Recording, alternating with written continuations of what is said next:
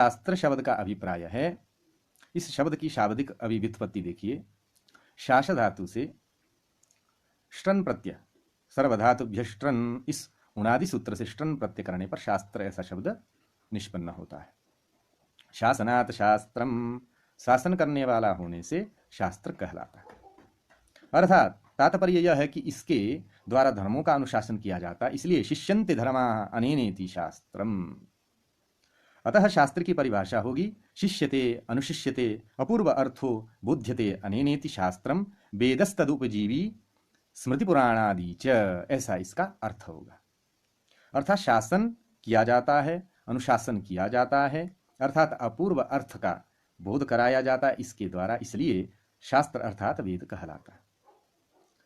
अतः इस शास्त्र के उपजीवी स्मृति और पुराण होने से भी इनका भी शास्त्रत्व होता है। अतः ये सभी शास्त्र के अंतर्गत आते, और केवल शासनात् शास्त्रम विधि निषेधात्मक ही शास्त्र होता है इतना भी नहीं, वरन शंशनात् शास्त्रम, शंशनम माने जो गूढ़ तत्व का शंशन उपदेश करे, वह भी क्या है, वह भी शास्त्र है।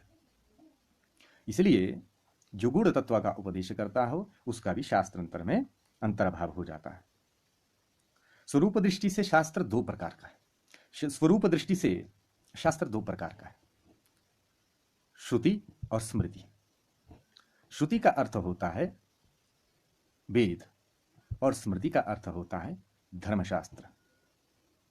स्मृतियां श्रुतियों का ही अनुगमन करती है, इसलिए श्रुतियां अत्यंत प्रबल होती हैं स्मृतियों की अपेक्षा, और स्मृतियों के द्वारा श्रुति के मर्म को जाना जाता है, इसलिए श्रुतियों का भी विशेष स्थान है। और इन स्मृतियों और श्रुतियों का जो अनुगमन करती हैं, अतः एक तो ये ज्ञातव्य है, एक तो ये जानना चाहिए कि श्रुति जो है प्रबल है स्मृतियों की अपेक्षा, और दूसरा ये भी जानना चाहिए कि स्मृतियों के बगैर श्रुति का जो है तात्पर्य समझा नहीं जा सकता अच्छी भली प्रकार। इसलिए दोनों का जो है विशेष महत्व है, दोनों का समादर करना चाहिए।